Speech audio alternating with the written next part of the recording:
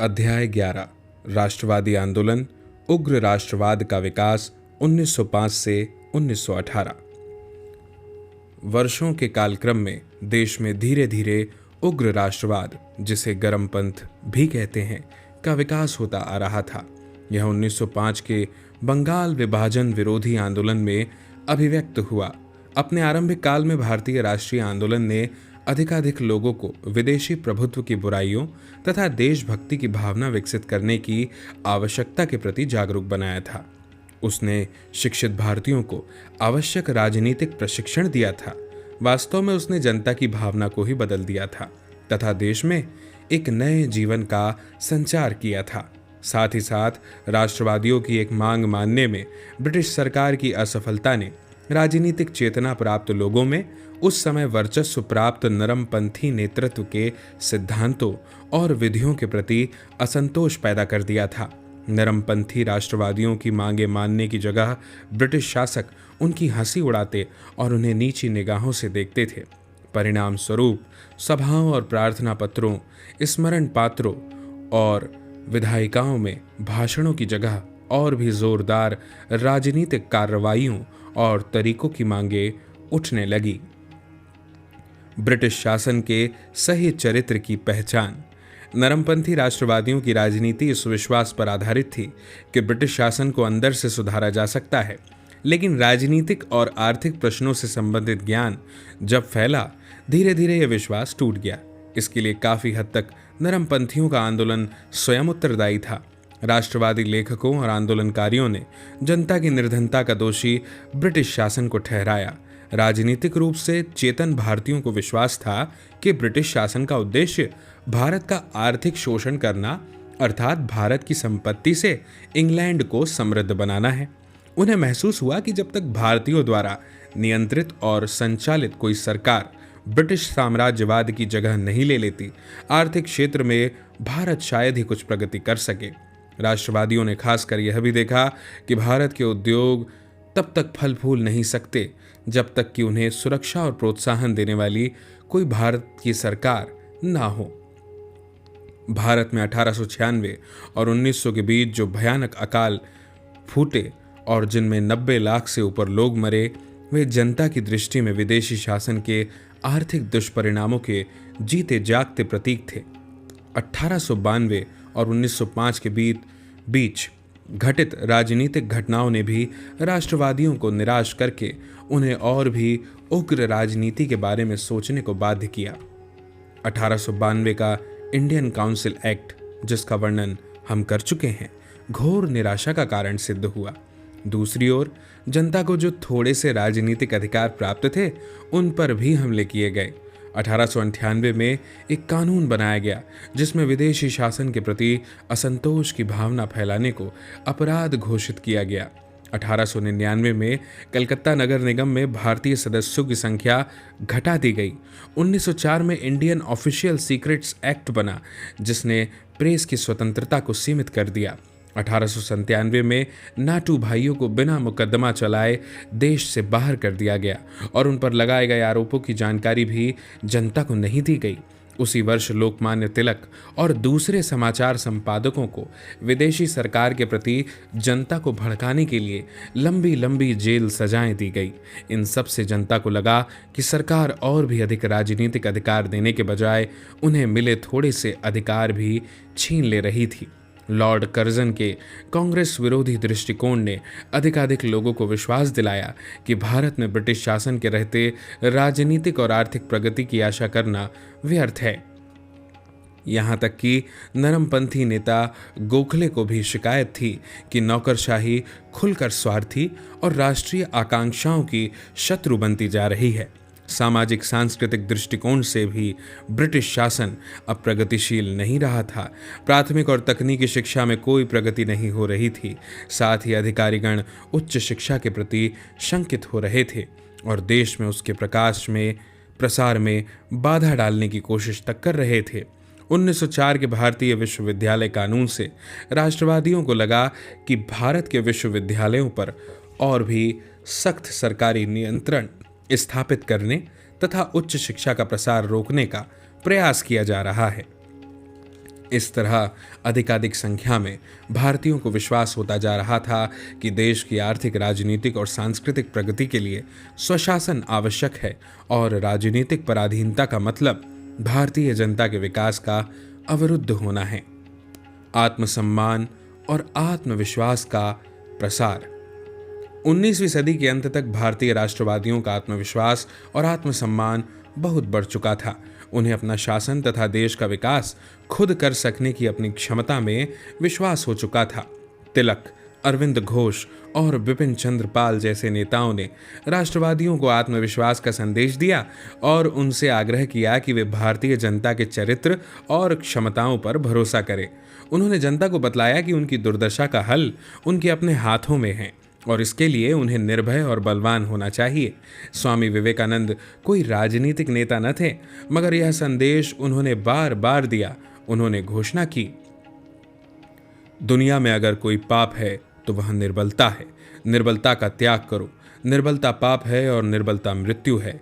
सत्य की कसौटी यह है, कोई भी वस्तु अगर तुम्हें शारीरिक, बौद्धिक और आध्यात्मिक दृष्टि से निर्बल बनाती है तो उसे विष समझ उसका त्याग करो। उसमें कोई जीवन नहीं है और वह सत्य नहीं हो सकती।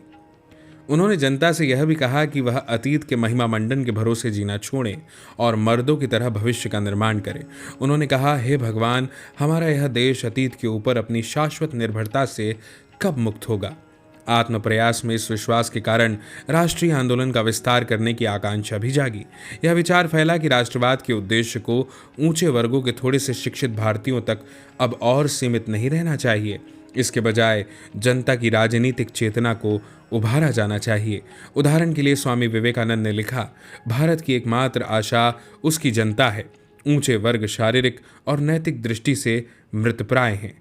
यह महसूस किया जाने लगा था कि स्वाधीनता पाने के लिए जो व्यापक बलिदान आवश्यक है वह केवल जनता ही कर सकती है। शिक्षा और बेरोजगारी में वृद्धि। 19वीं सदी के अंत तक शिक्षित भारतीयों की संख्या में स्पष्ट वृद्धि हुई थी। इनका एक बड़ा भाग प्रशासन में बहुत कम वेतन पर काम कर रहा था और दूसरे बहुत से लोग बेरोजगार घूम रहे थे। अपनी आर्थिक स्थिति के कारण ये लोग ब्रिटिश सरकार के चरित्र को आलोचनात्मक दृष्टि से देखने लगे। उनमें से अनेक उग्र राष्ट्रवादी नीतियों से आकर्षित हुए। इससे भी महत्वपूर्ण था शिक्षा प्रसार का विचारधारात्मक पक्ष। शिक्षित भारतीयों की संख्या जितनी बढ़ी उतना ही लोकतंत्र, राष्ट्रवाद और आमूल परिवर्तन के पश्चिमी विचारों का प्रभाव भी फैला। ये शिक्षित भारतीय उग्र राष्ट्रवाद के बेहतरीन प्रचारक और अनुयायी सिद्ध हुए। इसके दो कारण थे, वे कम वेतन पाने वाले या बेरोजगार थे और साथ ही आधुनिक विचार प्रणाली और राजनीति की कथा, यूरोपीय और विश्व इतिहास की शिक्षा भी उन्हें मिली थी। अंतर्राष्ट्रीय प्रभाव। इस काल की अनेक विदेशी घटनाओं ने भी भारत में उग्र राष्ट्रवाद के विकास को प्रोत्साहित किया। 1868 के बाद एक आधुनिक जापान के उदय ने दिखा दिया कि एक पिछड़ा हुआ एशियाई देश भी बिना किसी पश्चिमी नियंत्रण के अपना विकास कर सकता है। कुछ ही दशकों की अवधि में जापान के नेताओं ने अपने देश को पहले दर्जे की औद्योगिक और सैनिक शक्ति बना दिया था, व्यापक प्राथमिक शिक्षा का आरंभ किया था और एक सक्षम और आधुनिक प्रशासन खड़ा किया था।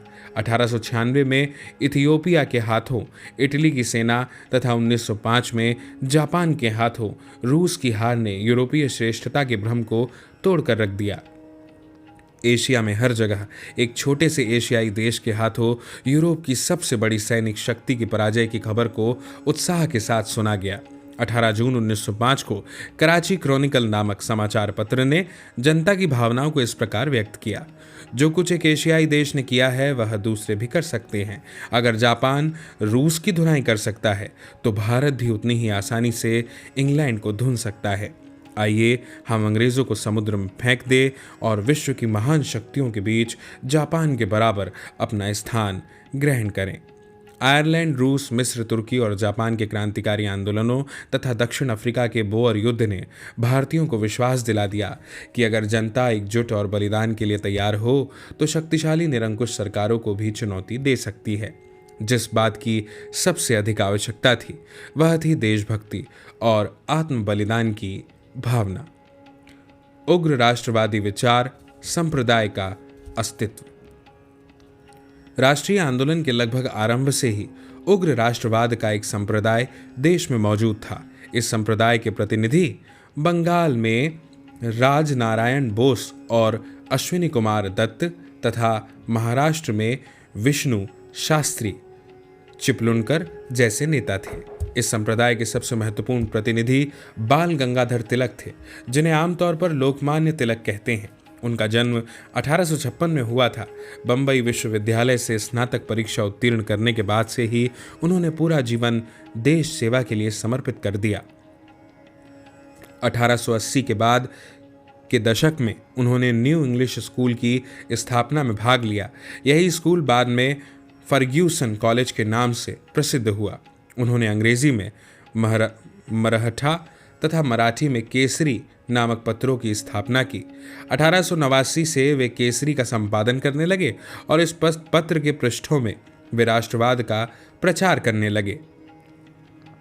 उन्होंने जनता को भारत की स्वाधीनता के लिए साहसी, स्वावलंबी और निस्वार्थ योद्धा होने का पाठ पढ़ाया। 1893 में उन्होंने एक परंपरागत धार्मिक उत्सव अर्थात गणपति उत्सव का उपयोग गीतों और भाषणों के द्वारा राष्ट्रवादी विचारों के प्रचार के लिए करना आरंभ कर दिया। 1895 में उन्होंने शिवाजी उत्सव का आयोजन आरंभ किया। इसका उद्देश्य महाराष्ट्रियन युवकों के अनुकरण के लिए शिवाजी का उदाहरण सामने रखकर उनमें राष्ट्रवाद की भावना पैदा करना था। 1896 से 97 में उन्होंने महाराष्ट्र में कर न चुकाने का अभियान चलाया। उन्होंने महाराष्ट्र के अकाल पीड़ित किसानों से कहा कि अगर उनकी फसल चौपट हो जाए तो वे मालगुजारी न दें। जब सरकार के खिलाफ घृणा और असंतोष भड़काने के आरोप में अधिकारियों ने उन्हें 1897 में गिरफ्तार किया तो उन्होंने दिलेरी और बलिदान का एक शानदार उदाहरण सामने रखा। उन्होंने सरकार से क्षमा मांगने से इनकार कर दिया, जिस पर उन्हें 18 महीनों की कड़ी कैद की सजा हुई। इस तरह वे आत्म बलिदान की नई राष्ट्रीय भावना के जीते जागते प्रतीक बन गए। 20वीं सदी के आरंभ में उग्र राष्ट्रवादी संप्रदाय को एक अनुकूल राजनीतिक वातावरण प्राप्त हुआ। अब इसके समर्थक भी राष्ट्रीय आंदोलन के दूसरे चरण का नेतृत्व करने के लिए आगे बढ़े। तिलक के अलावा उग्र राष्ट्रवाद के दूसरे महत्वपूर्ण नेता विपिन चंद्र पाल, अरविंद घोष और लाला लाजपत राय थे। उग्र राष्ट्रवादियों के कार्यक्रम के विशिष्ट राजनीतिक पहलू इस प्रकार थे।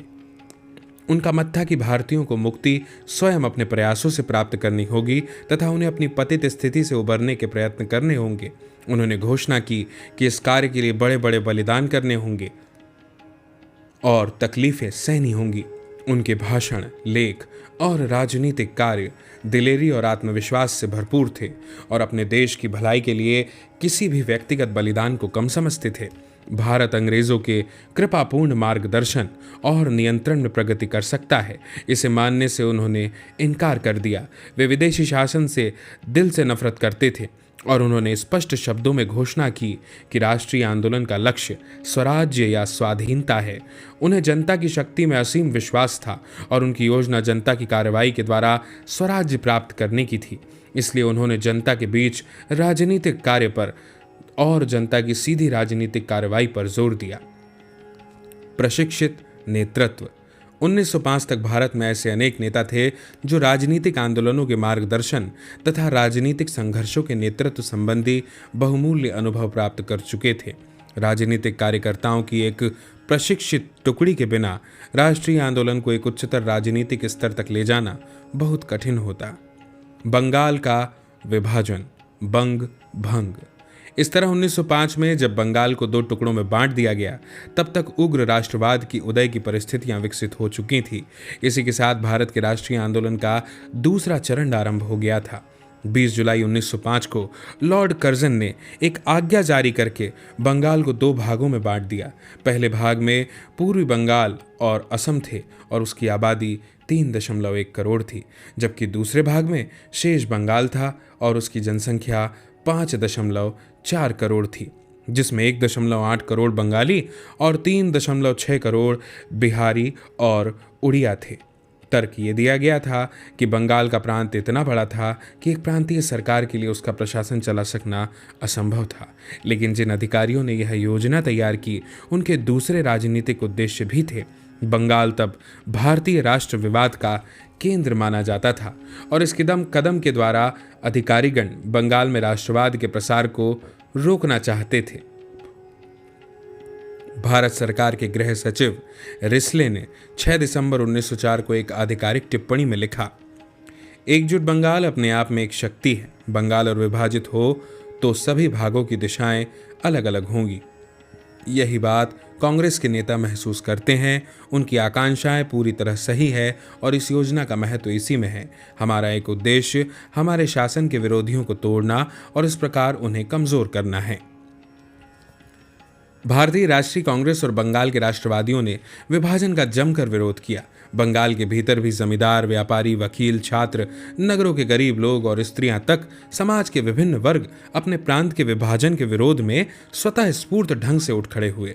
राष्ट्रवादियों ने बंगाल के विभाजन को एक प्रशासकीय उपाय ही नहीं बल्कि भारतीय राष्ट्रवाद के लिए एक चुनौती समझा। उन्होंने इसे बंगाल को क्षेत्रीय और धार्मिक आधार पर बांटने का प्रयास माना। धार्मिक आधार पर इसलिए कि पूर्व भाग में मुसलमानों और पश्चिमी भाग में हिंदुओं का बहुमत था। उन्होंने समझा कि इस प्रकार बंगाल में राष्ट्रवाद को कमजोर और नष्ट करने का प्रयास किया जा रहा है। इससे बंगाली भाषा और संस्कृति को जबरदस्त धक्का लगता। उनका तर्क था कि प्रशासन में कुशलता लाने के लिए हिंदी भाषी, बिहार और उड़िया भाषी उड़ीसा को प्रांत के बंगाली भाषी क्षेत्र से अलग किया जा सकता है। इसके लिए सरकार ने ये कदम जनमत की पूरी तरह उपेक्षा करके उठाया था। विभाजन के खिलाफ बंगाल के विरोध की तीव्रता का कारण यह कि इसने एक बहुत संवेदनशील और साहसी जनता की भावनाओं को चोट पहुंचाई थी। बंग भंग विरोधी आंदोलन। बंग भंग विरोधी आंदोलन या स्वदेशी और बहिष्कार आंदोलन बंगाल के पूरे राष्ट्रीय नेतृत्व के प्रयासों के कारण था, न कि आंदोलन के किसी एक भाग के आरंभ में। इसके प्रमुखतम नेता सुरेंद्रनाथ बनर्जी और कृष्ण कुमार मित्र जैसे नरमपंथी नेता थे, मगर बाद में इसका नेतृत्व उग्र और क्रांतिकारी राष्ट्रवादियों ने संभाल लिया। वास्तव में आंदोलन के दौरान नरमपंथी और उग्र राष्ट्रवादियों दोनों ने एक दूसरे से सहयोग किया। विभाजन विरोधी आंदोलन 7 अगस्त 1905 को आरंभ हुआ। उस दिन कलकत्ता के टाउन हॉल में विभाजन के खिलाफ एक बहुत बड़ा प्रदर्शन हुआ। इस सभा के बाद प्रतिनिधि आंदोलन को फैलाने के लिए पूरे प्रांत में फैल गए। विभाजन 16 अक्टूबर 1905 को लागू किया गया। आंदोलन के नेताओं ने इस दिन को पूरे बंगाल में शोक दिवस के रूप में मनाने की घोषणा की। उस दिन लोगों ने उपवास रखे। कलकत्ता में हड़ताल हुई। लोग बहुत तड़के ही नंगे पैर चलकर गंगा में स्नान करने पहुंचे। इस अवसर के लिए रविंद्रनाथ ठाकुर ने अपना प्रसिद्ध गीत आमार सोनार बांग्ला लिखा, जिसे सड़कों पर चलने वाली भीड़ गाती। बाद में इस गीत को बांग्लादेश ने 1971 में अपनी मुक्ति के बाद अपने राष्ट्रीय गीत के रूप में अपनाया। कलकत्ता की सड़कें वंदे मातरम की आवाज़ से गूंज उठी और यह गीत रातों रात बंगाल का राष्ट्रीय गान बन गया। बाद में यही पूरे राष्ट्रीय आंदोलन का राष्ट्रगान बन गया। रक्षाबंधन के उत्सव का एक नए ढंग से उपयोग किया गया। बंगालियों और बंगाल के दो टुकड़ों की अटूट एकता के प्रतीक के रूप में हिंदू मुसलमानों ने एक दूसरे की कलाइयों पर राखियां बांधी।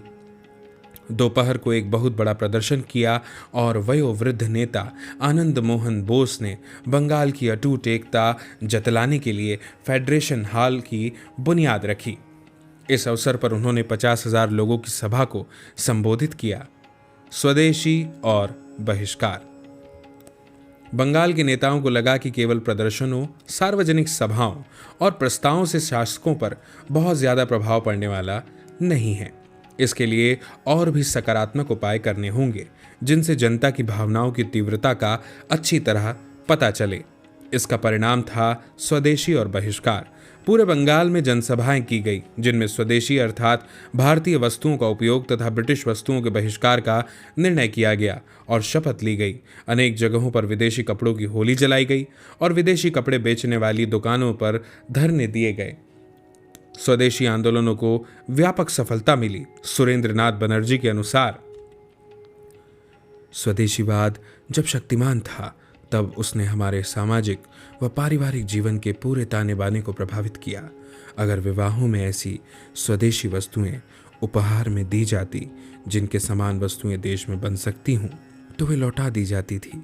पुरोहित अक्सर ऐसे समारोहों में धार्मिक कार्य करने से इनकार कर देते जिनमें ईश्वर को भेंट में विदेशी वस्तुएं दी जाती थीं। जिन उत्सवों में विदेशी नमक या विदेशी चीनी का उपयोग किया जाता, उसमें भाग लेने से मेहमान इनकार कर देते थे। स्वदेशी आंदोलन का एक महत्वपूर्ण पक्ष आत्मनिर्भरता या आत्मशक्ति पर दिया जाने वाला जोर था। आत्मनिर्भरता का मतलब था राष्ट्र की गरिमा, सम्मान और आत्मविश्वास की घोषणा। आर्थिक क्षेत्र में इसका अर्थ या देशी उद्योगों व अन्य उद्यमों को बढ़ावा देना। अनेक कपड़ा मिलें, साबुन और माचिस के कारखाने, हैंडलूम के उद्यम, राष्ट्रीय बैंक और बीमा कंपनियां खुली। आचार्य पीसी राय ने प्रसिद्ध बंगाल केमिकल स्वदेशी स्टोर्स की स्थापना की। महान कवि रविंद्रनाथ ठाकुर तक ने एक स्वदेशी स्टोर खुलवाने में सहायता की। संस्कृति के क्षेत्र में स्वदेशी आंदोलन के अनेक परिणाम सामने आए। राष्ट्रवादी काव्य, गद्य और पत्रकारिता का विकास हुआ। इस समय रविंद्रनाथ ठाकुर, रजनीकांत सेन, सैयद अबू मोहम्मद और मुकुंद दास ने देशभक्ति के जो गीत लिखे वे बंगाल में आज तक गाए जाते हैं। उस दौरान आत्मनिर्भरता के लिए रचनात्मक उपाय किए गए। साहित्यिक, तकनीकी और शारीरिक शिक्षा देने के लिए राष्ट्रवादियों ने राष्ट्रीय शैक्षिक संस्थाएं स्थापित की, क्योंकि वे शिक्षा की तत्कालीन प्रणाली को राष्ट्रवाद से विमुख करने वाली या कम से कम अपर्याप्त मानते थे। 15 अगस्त 1906 को एक राष्ट्रीय शिक्षा परिषद की स्थापना की गई। कलकत्ता में एक राष्ट्रीय कॉलेज का आरंभ हुआ, जिसके प्रधानाचार्य अरविंद घोष थे। छात्रों, स्त्रियों, मुसलमानों और जनता की भूमिकाएं। स्वदेशी आंदोलन में एक प्रमुख भूमिका बंगाल के युवकों ने निभाई। उन्होंने स्वदेशी का प्रयोग और प्रचार किया तथा विदेशी वस्त्र बेचने वाली दुकानों के आगे धरने आयोजित करने में आगे आगे रहे। सरकार ने छात्रों को दबाने की हर संभव कोशिश की। जिन स्कूलों और कॉलेजों के छात्र स्वदेशी आंदोलनों में सक्रिय हों, उन्हें दंडित करने के आदेश जारी किए गए। उन्हें प्राप्त सहायताएं व विशेष अधिकार छीन लिए गए। उन्हें विश्वविद्यालय से असंबद्ध कर दिया गया। आंदोलन में शामिल छात्रों को छात्रवृत्ति की परीक्षाओं में बैठने से रोक दिया गया तथा उन्हें हर सरकारी नौकरी से वंचित रखने का निर्णय किया गया। राष्ट्रवादी आंदोलन में भाग लेने के दोषी छात्रों के खिलाफ अनुशासन की कार्रवाइयां की गई। अनेक पर जुर्माने किए गए। अनेक स्कूलों और कॉलेजों से निकाल दिए गए। अनेक गिरफ्तार किए गए और कभी कभी पुलिस द्वारा लाठियों से पीटे भी गए। फिर भी छात्रों ने झुकने से इनकार कर दिया। स्वदेशी आंदोलन की एक महत्वपूर्ण बात इसमें स्त्रियों की सक्रिय भागीदारी थी। शहरी मध्य वर्ग की सदियों से घरों में कैद महिलाएं जुलूसों और धरनों में शामिल हुई। इसके बाद से राष्ट्रवादी आंदोलन में वे बराबर सक्रिय रही। अनेक प्रमुख मुसलमान नागरिकों ने भी स्वदेशी आंदोलनों में भाग लिया। इनमें प्रसिद्ध वकील अब्दुल रसूल, लोकप्रिय आंदोलनकारी लियाकत हुसैन और व्यापारी गजनबी प्रमुख थे। मौलाना अबुल कलाम आज़ाद एक क्रांतिकारी संगठन में शामिल हुए। फिर भी मध्य और उच्च वर्गों के अनेक दूसरे मुसलमान आंदोलन से अलग रहे या ढाका के नवाब के नेतृत्व में, जिसे भारत सरकार ने 14 लाख रुपयों का एक ऋण दिया था, उन्होंने इस आधार पर विभाजन का समर्थन किया कि पूर्वी बंगाल में मुसलमानों का बहुमत होगा। ढाका के नवाब और दूसरों को यह सांप्रदायिक दृष्टिकोण अपनाने के लिए अधिकारियों ने प्रोत्साहित किया।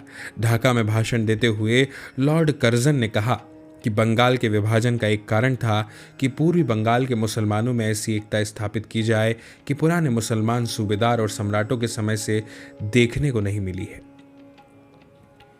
आंदोलन का अखिल भारतीय चरित्र। स्वदेशी और स्वराज की गूंज जल्दी देश के दूसरे प्रांतों में भी गूंजने लगी। बंबई, मद्रास और उत्तर भारत में बंगाल की एकता के समर्थन में तथा विदेशी मालों के बहिष्कार के लिए आंदोलनों को देश के दूसरे भागों तक पहुंचाने में प्रमुख भूमिका तिलक की रही। तिलक ने जल्द ही समझ लिया कि बंगाल में इस आंदोलन के उभरने के कारण भारतीय राष्ट्रवाद के इतिहास का एक नया अध्याय आरंभ हुआ है। ब्रिटिश शासन के खिलाफ जनसंघर्ष चलाने तथा आपसी सहानुभूति के बंधन में पूरे देश को बांधने की चुनौती सामने थी और ये एक अच्छा अवसर था। क्रांतिकारी संघर्ष का विकास। विभाजन विरोधी आंदोलन की कमान जल्द ही तिलक, विपिन चंद्र पाल और अरविंद घोष जैसे क्रांतिकारी राष्ट्रवादियों के हाथों में पहुंच गई। इसके अनेक कारण थे। प्रथम, नरमपंथियों के नेतृत्व में पहले से के विरोध आंदोलन का कोई खास परिणाम नहीं निकाला था। यहाँ तक कि नरमपंथी जिस उदारवादी भारत सचिव लॉर्ड मार्ले से बहुत आशाएं लगाए बैठे थे, उसने भी यह कह दिया कि विभाजन अब एक अंतिम सत्य है जिसे बदला नहीं जा सकता। दूसरे, बंगाल के दोनों भागों, खासकर पूर्वी बंगाल की सरकार ने हिंदू और मुसलमानों में फूट डालने के बड़े प्रयत्न किए। बंगाल में हिंदू मुस्लिम वैमनस्य के बीज संभवतः इसी समय पड़े। इससे राष्ट्रवादियों का जी खट्टा हो गया, लेकिन जनता को जुझारू और क्रांतिकारी राजनीति की ओर जिस बात ने सबसे अधिक धकेला वह थी सरकार की दमन की नीति। खासकर पूर्वी बंगाल की सरकार ने राष्ट्रवादी आंदोलन को दबाने की बहुत कोशिश की। स्वदेशी आंदोलन में छात्रों को भाग लेने से रोकने के लिए सरकार के प्रयासों का वर्णन हम पहले ही कर चुके हैं। पूर्वी बंगाल में सड़कों पर वंदे मातरम का नारा लगाने पर प्रतिबंध लगा दिया गया, जनसभाओं को सीमित कर दिया गया और कभी कभी उनकी अनुमति भी नहीं दी जाती थी। प्रेस पर नियंत्रण के लिए भी कानून बनाए गए। स्वदेशी कार्यकर्ताओं पर मुकदमे चलाए गए और उन्हें लंबी लंबी जेल सजाएं दी गई। अनेक छात्रों को शारीरिक दंड तक दिए गए। 1906 से 1909 के बीच बंगाल की अदालतों में 550 से अधिक राजनीतिक मुकदमे आए। बहुत से राष्ट्रवादी समाचार पत्रों पर मुकदमे चलाए गए और प्रेस की स्वतंत्रता पूरी तरह समाप्त कर दी गई। अनेक शहरों में सैनिक पुलिस लगा दी गई जहां जनता से उसकी झड़पें हुई। दमन की सबसे बदनाम मिसालों में से एक है अप्रैल 1906 में बारिसाल में आयोजित बंगाल प्रांतीय सम्मेलन पर पुलिस का हमला।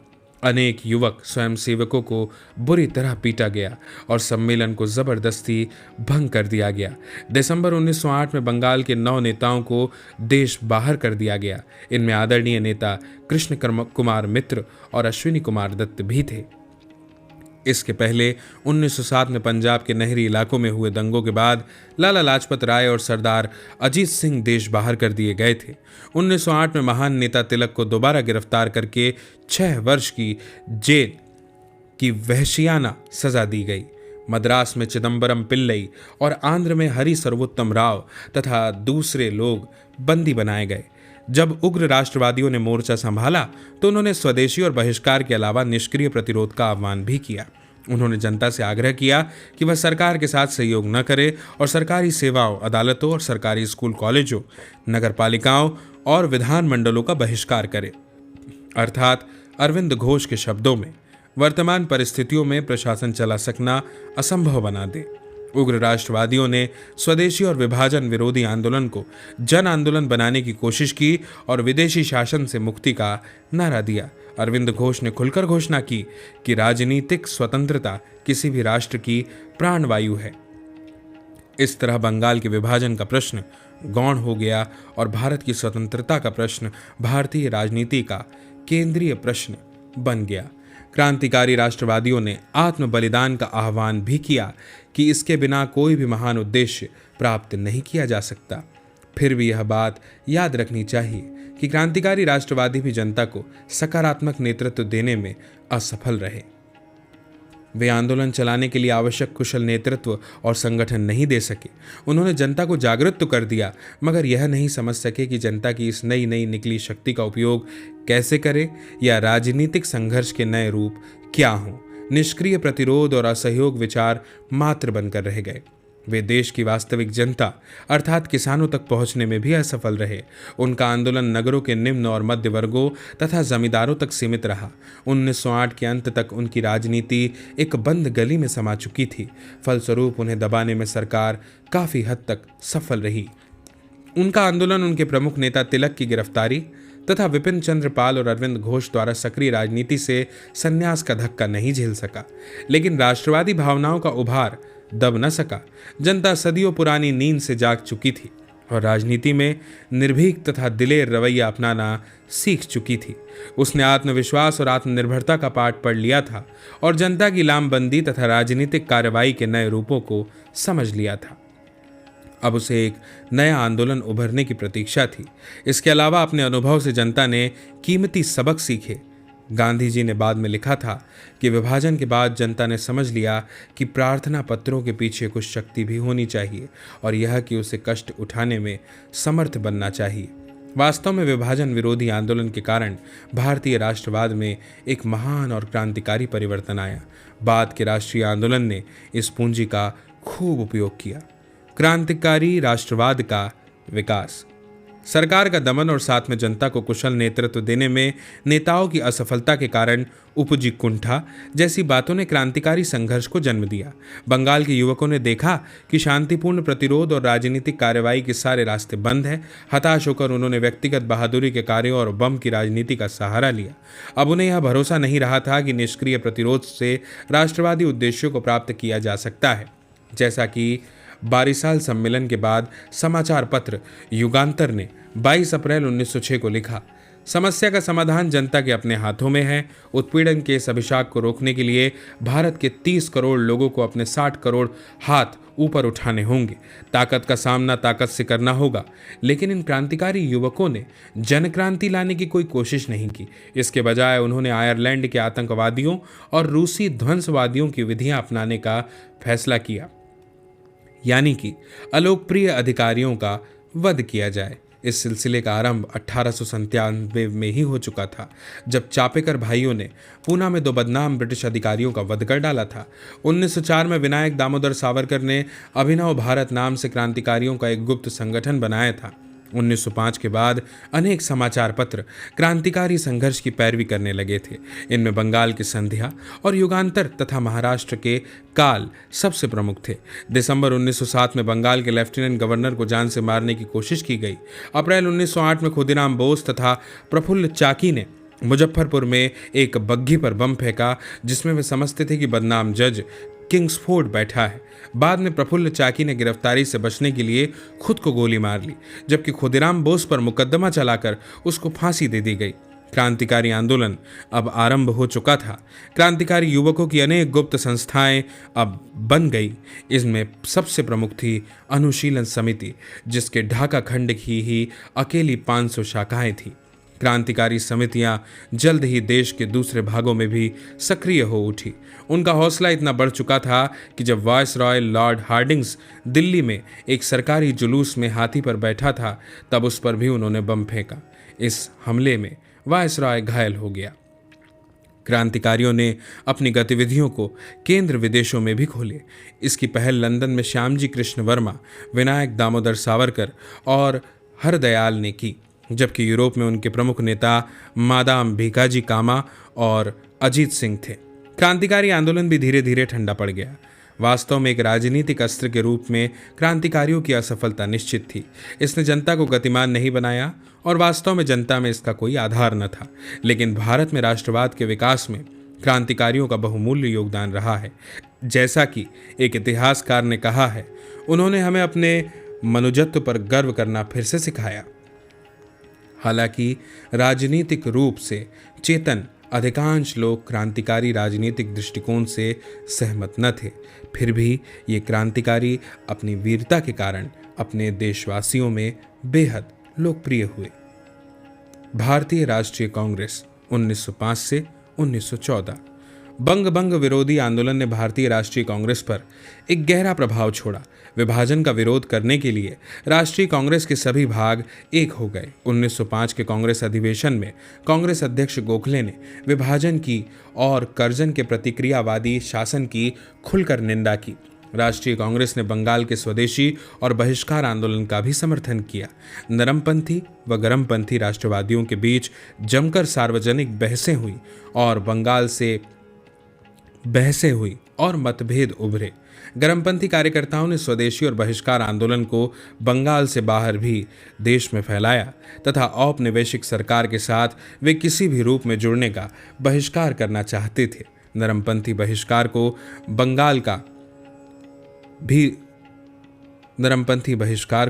बंगाल तक और वहां भी केवल विदेशी मालों तक सीमित रखना चाहते थे। वर्ष 1906 में राष्ट्रीय कांग्रेस के अध्यक्ष पद के लिए दोनों दलों में रस्साकशी हुई। अंत में समझौता दादा भाई नौरोजी के नाम पर हुआ, जिन्हें सभी राष्ट्रवादी एक महान देशभक्त मानते थे। दादा भाई ने अपने अध्यक्षीय भाषण में घोषणा की कि भारत के राष्ट्रीय आंदोलन का उद्देश्य ग्रेट ब्रिटेन या उपनिवेशों की तरह का स्वशासन या स्वराज्य है। इस घोषणा ने राष्ट्रवादियों में बिजली की लहर सी दौड़ा दी।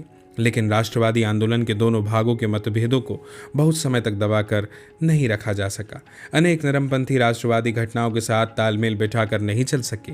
वे यह नहीं समझ सके कि उनके जिस दृष्टिकोण और जिन विधियों ने पीछे एक ठोस लक्ष्य प्राप्त किया था, अब आगे के लिए पर्याप्त नहीं रह गए थे।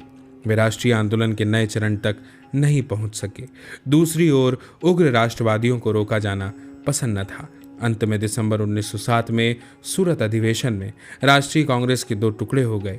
नरमपंथी नेता कांग्रेस संगठन पर कब्जा करने तथा उससे गर्मपंथियों को निष्कासित करने में सफल रहे, लेकिन अंततः इस विभाजन से लाभ किसी भी दल को नहीं हुआ। नरमपंथी नेताओं का राष्ट्रवादियों की नई पीढ़ियों से संपर्क टूट गया। ब्रिटिश सरकार ने भी बांटो और राज करो का खेल खूब खेला। उन्होंने गर्मपंथी राष्ट्रवादियों का दमन किया तथा इसके लिए उन्होंने नरमपंथी राष्ट्रवादियों को अपने पक्ष में लाने के प्रयत्न किए। नरमपंथी राष्ट्रवादियों को खुश करने के लिए उन्होंने 1909 के इंडियन काउंसिल एक्ट के रूप में संवैधानिक सुधारों की घोषणा की। इसी कानून को 1909 के मार्ले मिंटो सुधारों के नाम से जाना जाता है। 1911 में सरकार ने बंगाल का विभाजन समाप्त कर देने की घोषणा भी की। पश्चिमी और पूर्वी बंगाल फिर से मिला दिए गए तथा बिहारी और उड़ीसा के नाम से दो प्रांत इससे अलग बना दिए गए। इसी के साथ केंद्र सरकार की राजधानी कलकत्ता से हटाकर दिल्ली लाई गई। मार्लियामेंटो सुधारों में इंपीरियल लेजिस्लेटिव काउंसिल और प्रांतीय परिषदों में चुने हुए सदस्यों की संख्या बढ़ा दी गई, लेकिन ऐसे अधिकांश सदस्यों का चुनाव अप्रत्यक्ष रूप से होना था। अर्थात इंपीरियल काउंसिल के मामले में प्रांतीय परिषदों के द्वारा और प्रांतीय परिषदों के मामले में नगरपालिकाओं और जिला परिषदों द्वारा चुने हुए सदस्यों में कुछ सीटें जमींदारों और भारत में रह रहे ब्रिटिश पूंजीपतियों के लिए आरक्षित थी। उदाहरण के लिए इंपीरियल लेजिस्लेटिव काउंसिल के 68 सदस्यों में 36 अधिकारी होते और 5 ऐसे नामजद सदस्य होते जो अधिकारी न हो। शेष 27 सदस्य चुने हुए होते, जिसमें 6 बड़े जमींदारों के और 2 ब्रिटिश पूंजीपतियों के प्रतिनिधि होते। इसके अलावा सुधार के बाद भी ये परिषदें वास्तविक शक्ति से वंचित होती और केवल सलाहकार समितियों का काम करती। इन सुधारों से ब्रिटिश शासन के लोकतंत्र विरोधी और विदेशी चरित्र में या विदेशियों द्वारा देश के आर्थिक शोषण में कोई भी परिवर्तन नहीं आया। वास्तव में भारत के प्रशासन को लोकतांत्रिक स्वरूप देना उनका उद्देश्य था ही नहीं। इस समय मार्ले ने खुलकर कहा कि अगर यह कहा जा रहा हो कि वर्तमान सुधार प्रत्यक्ष या अनिवार्य रूप से भारत में एक संसदीय प्रणाली की स्थापना की और हमें ले जाएंगे, तो कम से कम मेरा इनसे कुछ भी लेना देना नहीं होगा। भारत सचिव के रूप में उसका स्थान लेने वाले लॉर्ड क्रेव ने 1912 में स्थिति और भी साफ कर दी। भारत में एक वर्ग ऐसा है जो स्वशासन की आशा लिए हुए है, जैसा कि दूसरे डोमिनियनों को दी गई है। मैं भारत के लिए इस तरह का कोई भविष्य नहीं देखता। 1909 के सुधारों का वास्तविक उद्देश्य नरमपंथियों को भ्रमित करना, राष्ट्रवादियों में फूट डालना और भारतीयों के बीच एकता को बढ़ने से रोकना था। इन सुधारों ने अलग अलग चुनाव मंडलों की प्रणाली भी आरंभ की। इसमें सभी मुसलमानों को मिलाकर उनके अलग चुनाव क्षेत्र बनाए गए थे और इन क्षेत्रों से केवल मुसलमान ही चुने जा सकते थे। यह काम अल्पसंख्यक मुस्लिम संप्रदाय की सुरक्षा के नाम पर किया गया, पर वास्तव में यह हिंदू और मुसलमानों में फूट डालने और भारत में ब्रिटिश शासन को बनाए रखने की नीति का अंग था। अलग चुनाव मंडलों की यह प्रणाली इस धारणा पर आधारित थी कि हिंदू और मुसलमानों के राजनीतिक और आर्थिक हित अलग अलग हैं। यह एक अवैज्ञानिक धारणा थी, क्योंकि धर्म कभी राजनीतिक या आर्थिक हितों का या राजनीतिक संगठन का आधार नहीं हो सकता। इससे भी अधिक महत्वपूर्ण बात यह है कि इस प्रणाली के व्यवहार में बहुत घातक परिणाम निकले। इसने भारत के एकीकरण की निरंतर ऐतिहासिक प्रक्रिया में बाधा खड़ी की। यह प्रणाली देश में हिंदू और मुस्लिम दोनों ही तरह की सांप्रदायिकता के विकास का प्रमुख कारण सिद्ध हुई।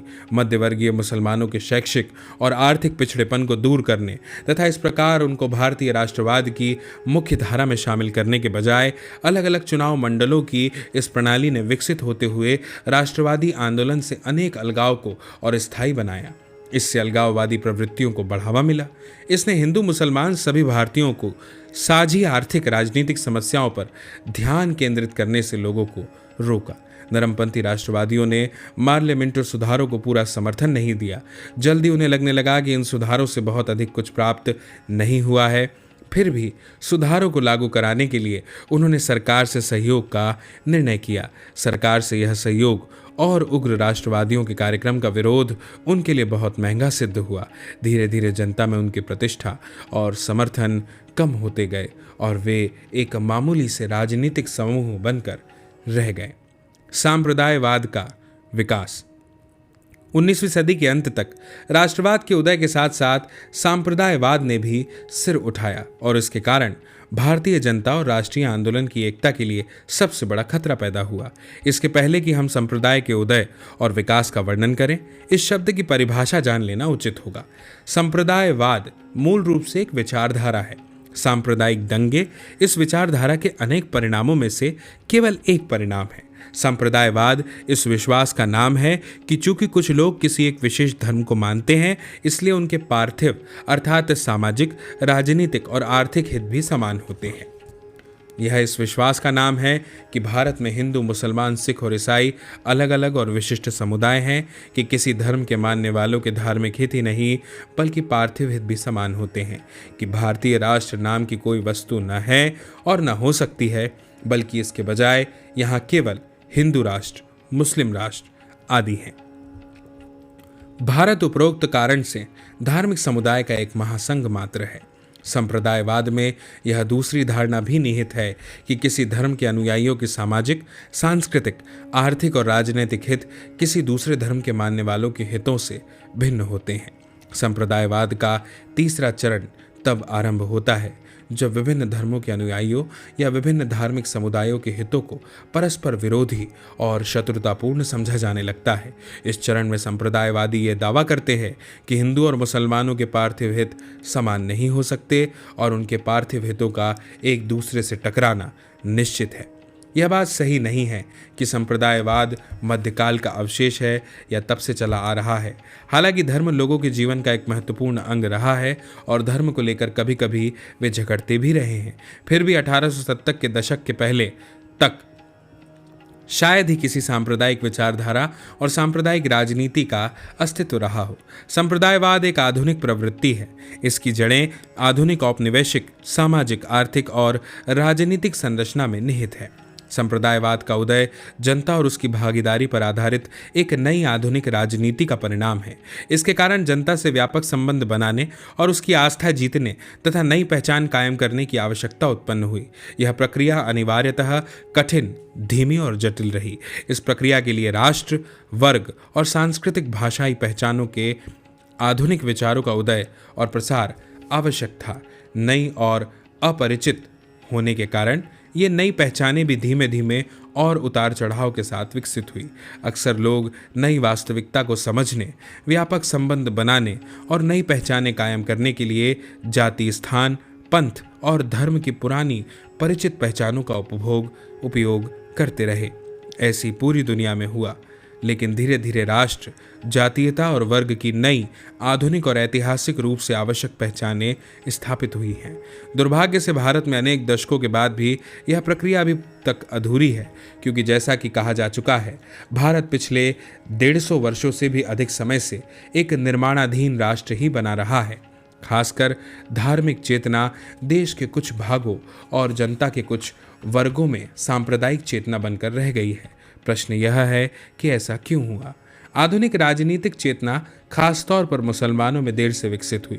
निम्न मध्य वर्ग के हिंदुओं और पारसियों में राष्ट्रवाद का प्रसार तो हुआ, पर उसी वर्ग के मुसलमानों में वह उतनी तेजी से नहीं बढ़ सका जैसा कि हम देख आए हैं। 1857 के विद्रोह में हिंदू मुसलमान कंधे से कंधा मिलाकर लड़े। वास्तव में विद्रोह को कुचलने के बाद ब्रिटिश अधिकारियों ने मुसलमानों से खास तौर पर बदला चुकाया था। अकेले दिल्ली में 27,000 मुसलमान फांसी से लटका दिए गए थे। इसके बाद से मुसलमानों को लगातार शंका की दृष्टि से देखा जाता रहा, पर 1870 के दशक में इस दृष्टिकोण में परिवर्तन आया। राष्ट्रवादी आंदोलन के उदय के कारण ब्रिटिश राजनेता भारत में अपने साम्राज्य की सुरक्षा के प्रति चिंतित हो उठे। देश में एकजुट राष्ट्रीय भावना के विकास को रोकने के लिए उन्होंने बांटो और राज करो की नीति पर और भी सक्रियता से काम करने और जनता को धार्मिक आधारों पर बांटने का, अर्थात दूसरे शब्दों में भारत की राजनीति में सांप्रदायिक और अलगाववादी प्रवृत्तियों को प्रोत्साहित करने का फैसला किया। इसी कारण से उन्होंने मुसलमानों के मसीहा के रूप में सामने आने तथा मुसलमान जमींदारों, भूस्वामियों और नवशिक्षित वर्गों को अपनी तरफ खींचने का फैसला किया। उन्होंने भारतीय समाज में दूसरी तरह की फूटें भी डाली। बंगाली वर्चस्व का नाम ले लेकर उन्होंने प्रांतवाद को हवा दी। गैर ब्राह्मण जातियों को ब्राह्मणों और निचली जातियों को ऊंची जातियों के खिलाफ खड़ा करने के लिए उन्होंने जाति प्रथा का इस्तेमाल करने की कोशिशें भी की। संयुक्त प्रांत और बिहार में हिंदू और मुसलमान हमेशा से शांतिपूर्वक रहते आए थे। वहाँ उन्होंने राजभाषा के पद से उर्दू को हटाकर हिंदी को दिए जाने के आंदोलन को खुलकर प्रोत्साहन दिया। दूसरे शब्दों में भारतीय समाज के विभिन्न वर्गों की उचित मांगों का भी भारतीय जनता में फूट डालने के लिए इस्तेमाल करने की कोशिश की। औपनिवेशिक सरकार ने हिंदुओं, मुसलमानों और सिखों को अलग अलग समुदाय माना। उन्होंने सांप्रदायिक नेताओं को उनके सहधर्मियों के वास्तविक प्रतिनिधि में कोई देर नहीं लगाई मानने में। उन्होंने प्रेस, पुस्तिकाओं, पोस्टरों, साहित्य और सार्वजनिक मंचों से जहरीले सांप्रदायिक विचार और सांप्रदायिक घृणा फैलाने की पूरी छूट दी। राष्ट्रवादी समाचार पत्रों और लेखकों आदि को जिस तरह अक्सर उत्पीड़ित किया जाता था, यह बात उसके ठीक विपरीत थी। धार्मिक अलगाववाद की प्रवृत्ति के विकास में सैयद अहमद खान की महत्वपूर्ण भूमिका रही। सैयद अहमद खान एक महान शिक्षा शास्त्री और समाज सुधारक थे, मगर अपने जीवन के अंतिम दिनों में वे रूढ़िवादी विचारों के हो गए थे। 1880 के दशक में अपने विचारों को छोड़कर उन्होंने घोषणा की कि हिंदू और मुसलमानों के राजनीतिक हित समान न होकर भिन्न भिन्न बल्कि एकदम अलग अलग हैं। उन्होंने ब्रिटिश शासन के प्रति पूर्ण भक्ति का उपदेश भी दिया। 1885 में जब भारतीय राष्ट्रीय कांग्रेस की स्थापना हुई तो उन्होंने उसका विरोध करने का और बनारस के राजा शिव प्रसाद के साथ मिलकर ब्रिटिश राज्य के प्रति वफादारी का आंदोलन चलाने का निश्चय किया। वे अब ये भी कहने लगे कि चूंकि हिंदू भारतीय जनता का बहुमत भाग है, इसलिए ब्रिटिश शासन के कमजोर पड़ने या समाप्त होने पर वे मुसलमानों को दबाकर रखेंगे। उन्होंने मुसलमानों से आग्रह किया कि वे बदरुद्दीन तैयब जी की कांग्रेस में शामिल होने की अपील पर कोई ध्यान न दें। ये विचार निसंदेह अवैज्ञानिक और वास्तविकता से दूर थे। हिंदू और मुसलमान अलग अलग धर्मों को मानते अवश्य थे, फिर भी इसके कारण उनके आर्थिक और राजनीतिक हित अलग अलग न थे। भाषा, संस्कृति, जाति, वर्ग, सामाजिक स्थिति, खान पान और वस्त्र परिधान, सामाजिक कृत्यों आदि में हिंदू अपने साथी हिंदुओं से और मुसलमान दूसरे मुसलमानों से अलग थे। सामाजिक और सांस्कृतिक दृष्टि से भी हिंदू और मुसलमान जनता तथा वर्गों ने समान जीवन प्रणालियाँ विकसित कर ली थी। एक बंगाली मुसलमान और एक पंजाबी मुसलमान की तुलना में एक बंगाली मुसलमान और एक बंगाली हिंदू में बहुत सी बातें साझी थी। इसके अलावा ब्रिटिश साम्राज्यवाद हिंदू मुसलमान दोनों का बराबर और मिलकर दमन और शोषण कर रहा था। यहाँ तक कि 1884 में सैयद खान ने भी लिखा था, क्या आप एक ही देश में नहीं रहते? क्या आप एक ही धरती पर जलाए और दफनाए नहीं जाते? क्या आप एक ही जमीन पर नहीं चलते या एक ही धरती पर नहीं रहते? याद रखिए कि हिंदू और मुसलमान शब्द केवल धार्मिक अंतर के लिए हैं, वरना सभी लोग चाहे हिंदू हो या मुसलमान, बल्कि इस देश में रहने वाले ईसाई भी इस खास अर्थ में एक ही राष्ट्र के सदस्य हैं। इसलिए इन सभी विभिन्न मतों को एक राष्ट्र कहा जा सकता है और इसलिए देश में जो सबका देश है उसके भले के लिए एक एक व्यक्ति को एकता के सूत्र में बंध जाना चाहिए। तो प्रश्न यह है, मुसलमानों में सांप्रदायिक और अलगाववादी विचार प्रवृत्ति कैसे विकसित हुई?